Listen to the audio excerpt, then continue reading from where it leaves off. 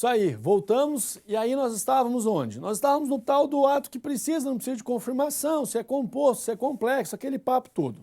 Ó, a aposentadoria, Supremo Tribunal Federal, STJ, doutrina majoritária, o ato é complexo.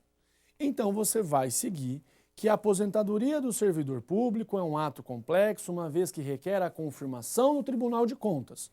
Fácil? Tá bom. Agora, tem a tal da indicação do fato de você se tornar ministro de Tribunal Superior, lá do STF, do STJ. Imagina que eu sou amicíssimo da Dilma. Imagina que eu já cheguei aos 35 anos, imagina que eu já cumpri os requisitos necessários. E aí, lindo.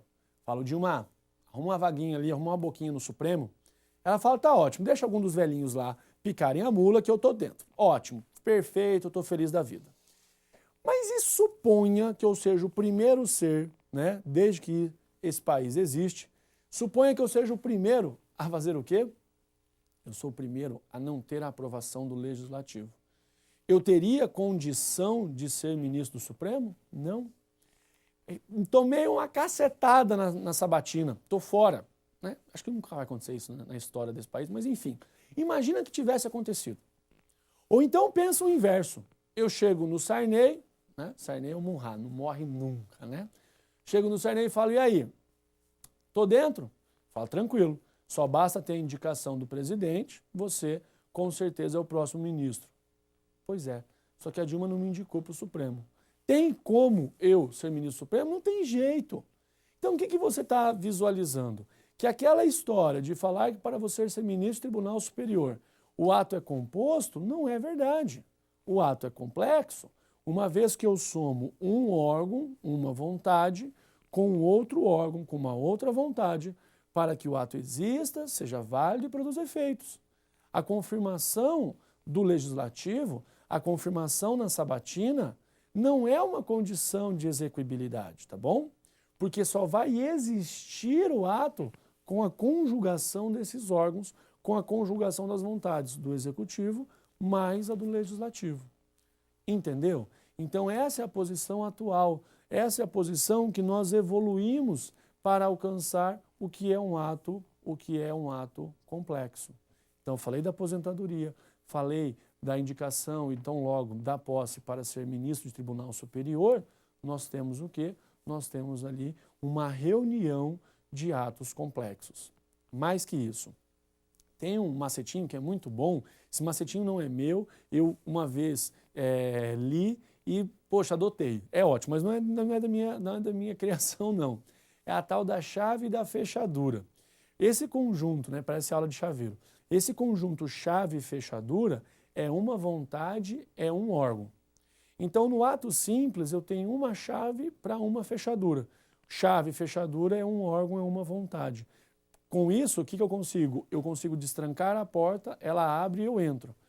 Existe, é válido e produz efeitos. Agora, no ato composto, o conjunto é chave, fechadura, mas alguém atrás da porta. Quando tem alguém atrás da porta fazendo ali pressão, você destranca a porta. Claro, uma chave e uma fechadura. Uma única vontade, o ato existe e é válido. Mas você quer, no fundo, só destrancar aquela porta ou você quer destrancar e entrar? Você quer destrancar e entrar. Mas enquanto tem alguém atrás segurando, é a condição de execuibilidade que ainda não se materializou. Quando aquele xarope sai de trás, aí beleza, aí você entra. A condição de execuibilidade se manifestou, se materializou, produziu os efeitos. Você entrou. Quando eu falo do ato complexo, duas chaves para duas fechaduras. Se um conjunto chave-fechadura é uma vontade, é um órgão, duas chaves para duas fechaduras, duas vontades, dois órgãos, concorda? Isso. E aí você tem que lembrar que nessa relação é aquela porta tétrica, que tem aquela tranca. Se eu destranquei em cima, mas não destranquei embaixo, a porta não está destrancada. Se eu destranco embaixo, mas não destranco em cima, ela também não vai me resolver a vida. Quando eu destranco as duas, o que aconteceu? Aí a porta está apta, já está aberta e eu já posso entrar. Isso é ato complexo. Só para a gente arrematar, para que você não caia nessa pegadinha. Essa é a mais velha de todas. Tem lá 3 autoridades, um tribunal qualquer, vão dar uma decisão. Deram a decisão. Essa decisão, que emanou de um tribunal composto por 3, por 5, por 7, por 11 autoridades, é ato simples, composto ou complexo? O que você me diz? Ato simples. Você fala, como é que é? Pode ter 1 milhão de pessoas ali julgando qualquer coisa. Quando todas elas se reúnem e formam e exteriorizam um ato, uma decisão, um acórdão, o ato é simples. Simples, sim. Proveniente de órgão colegiado? Claro, proveniente de órgão colegiado. Mas o ato é simples. Porque quando eu pego aquela decisão, eu vejo uma vontade, um único órgão, está ali, existe, é válido e produz efeitos. Uma única vontade, um único órgão. Para chegar nessa decisão, o que está atrás da decisão, há um caminhão de gente que julgou. Não tem problema. O ato é simples, porém proveniente, originário do quê? Originário de órgão colegiado. Resumimos? Fechou? Perfeito. Ponto 7 agora, as espécies de atos administrativos. Não cai tanto, mas se cair você tem que saber. Atestado e certidão. Essa é clássica, né? Turma presencial, você chega e pergunta, por gentileza, qual é a diferença entre um atestado e uma certidão? Aí tem um engraçadinho que já ergue a mão e fala, um atesta e o outro certifica. Ótimo, não serve para nada isso. É evidente que isso não nos interessa. Hoje o Jefferson está mal. O Jefferson está meio podre, está numa tosse miserável. Sabe aquela tosse de cachorro que não passa? O menino está assim hoje, né? Depois vai tomar um chazinho e tal, vai melhorar. Lhe pergunto, Jefferson vai ao médico. Está mal, não está bem, está se sentindo estranho, vai ao médico. O médico consulta. O médico analisa uma situação de fato. Ao final da consulta, o médico vai atestar ou vai certificar? Imagina eu sair com uma certidão do médico. Não. O médico atesta. Você fala, tá, Barbieri, e daí? E daí que isso faz toda a diferença, não tem que decorar.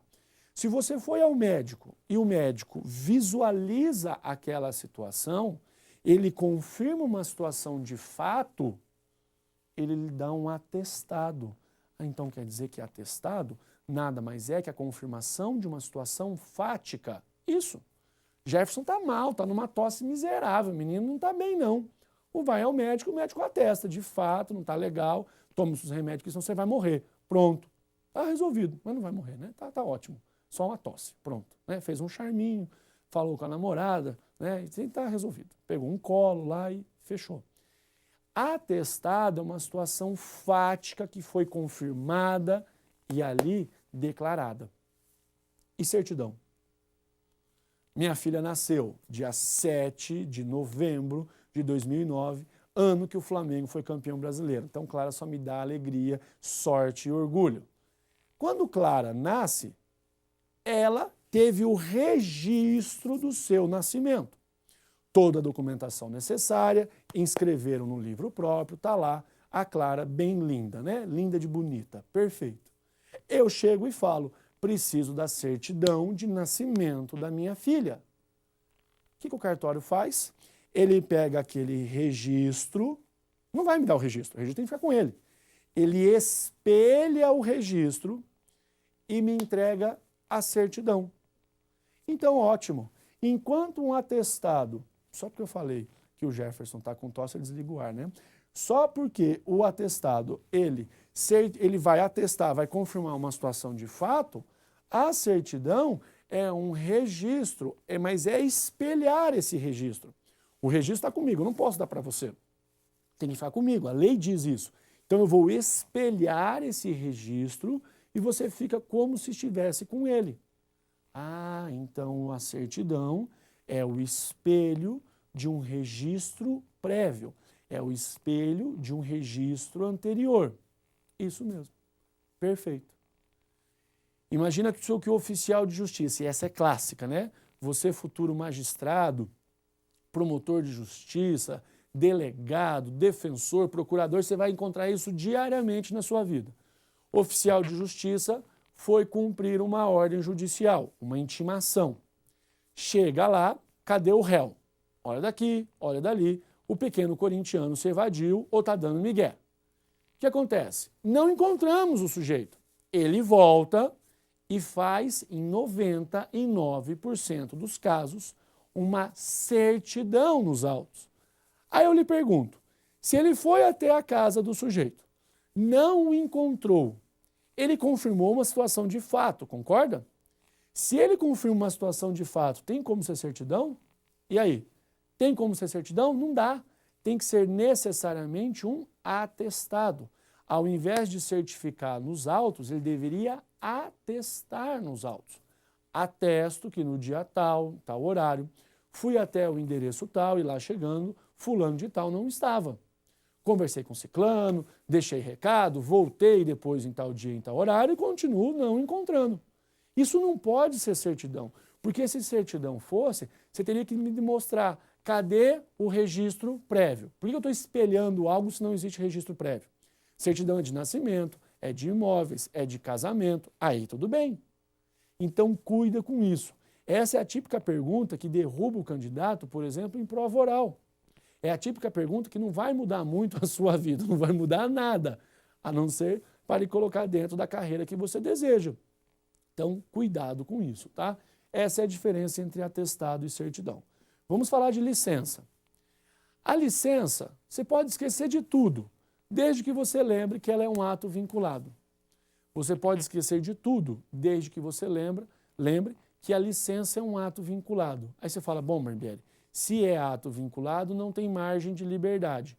Se é ato vinculado, a administração não pode fazer juízo de conveniência ou oportunidade. Se é ato vinculado e o particular preencheu os requisitos da licença, pode a administração licenciar ou deve a administração licenciar? Deve a administração licenciar. Como assim? A clássica, né? A que o CESP adora cobrar, a que muitas vezes Sesgran Rio cobra, ESAF cobra, licença para construir. A última cobrança, que foi do CESP, nesse ano, disse assim, ó, tem uma rua com vários imóveis sendo ali construídos. Várias obras estão caminhando ao mesmo tempo nos mais diversos imóveis, dos mais diversos proprietários, mas na mesma região, inclusive várias na mesma rua. O trânsito não está bacana, o trânsito não está legal, muito engarrafado, problema para caminhão descarregar, carregar, caçamba, aquela confusão de obra. Aí o Zezinho vai até a administração, preenche os requisitos necessários e fala, olha, eu preciso começar a construir minha casa lá no imóvel da rua tal, número tal. A administração bate o olho e fala, essa rua é aquela que tem uma galera construindo. A pergunta era, a administração pode dizer assim para Zezinho, ó Zezinho, como tem muita gente aqui, espera pelo menos metade concluir com as obras e daí eu vou licenciar a sua construção. Será que pode a administração manejar dessa forma a licença administrativa? Em outras palavras, mesmo Zezinho tendo preenchido todos os requisitos para a licença para construir, pode a administração flexibilizar e falar, ô Zezinho, eu não vou poder te licenciar agora, vem ano que vem, né? Ano que vem está mais tranquilo, eu vou te dar licença. Não. A licença é ato vinculado. O particular preencheu os requisitos, qual é a margem de liberdade do administrador para conceder a licença? Nenhuma. Vai licenciar, ponto final. Fácil? Eu também sou professor de direito ambiental e eu quero só que você tome um cuidado. Essa licença aqui, deixa aí anotado, né? Põe lá no rodapé do teu caderno, não tem nada a ver com a licença ambiental, tá bom? Só para você lembrar, porque depois você vai estudar licença ambiental, pode confundir. Não tem nada a ver, é exatamente o contrário. Mas eu continuo o raciocínio do Zezinho e da licença para construir, depois da licença para exercício de profissão, na nossa próxima aula. Um grande abraço, fica com Deus e até lá.